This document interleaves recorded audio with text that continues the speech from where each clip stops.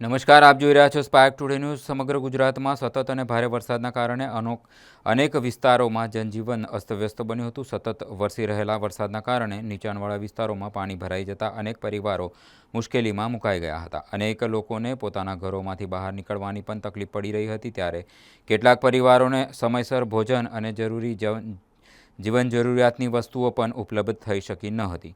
આવી વિકટ પરિસ્થિતિમાં સમાજના વિવિધ સેવાભાવી સંગઠનો દ્વારા માનવતાની મિસાલરૂપ કામગીરી કરવામાં આવી રહી છે।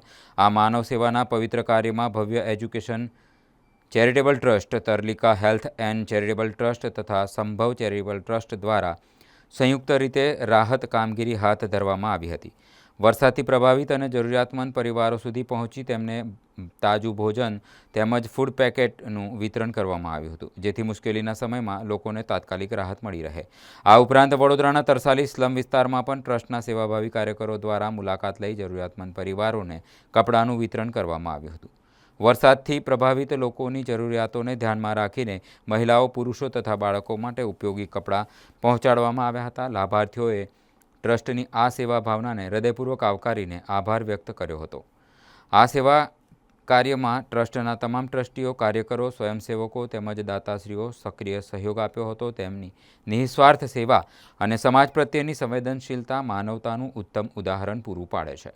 કુદરતી આફતમાં આ કપરા સમયમાં સમાજ સેવાનું આ કાર્ય અન્ય લોકો માટે પણ પ્રેરણારૂપ બન્યું છે। વડોદરામાં અને સમગ્ર ગુજરાતમાં જે 4 દિવસથી મુશળધાર વરસાદ વરસી રહ્યો છે તેના અનુસંધાનમાં અમારા ટ્રસ્ટના માધ્યમથી અમે લોકો સુધી પહોંચવાનો, લોકોની પરિસ્થિતિ જાણવાનો એક પ્રયાસ કરી રહ્યા છીએ।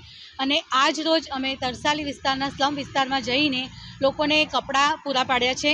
અને અમારી સાથે જે જોડાયેલા ટ્રસ્ટો છે એ ટ્રસ્ટના માધ્યમથી અમે આ લોકો સુધી પહોંચીને તેમને જમવાનું ફૂડ પેકેટ પૂરા પાડ્યા છે, જેમાં અમારી સાથે છે Tarlika health and charitable trust, સંભવ હેલ્થ એન્ડ ચેરિટેબલ ટ્રસ્ટ તથા ભવ્ય એજ્યુકેશન એન્ડ ચેરિટેબલ ટ્રસ્ટના માધ્યમથી અમે લોકો સુધી પહોંચવાનો પ્રયાસ કર્યો છે। વડોદરામાં જે નીચાણવાળા વિસ્તારો છે ત્યાં પાણી ભરાઈ જવાના કારણે અથવા લોકોને જે એમના નીચાણવાળા વિસ્તારો છે ત્યાં એમને પૂરતા પ્રમાણમાં ખાવાનું મળી રહ્યું નથી અને લોકોને બહાર નીકળવાની પણ જે તકલીફ પડી રહી છે તેને લઈને અમે લોકો આ ટ્રસ્ટના માધ્યમથી અમે લોકો સુધી પહોંચવાનો, લોકોને મદદરૂપ થવાનો એક પ્રયાસ કરી રહ્યા છે।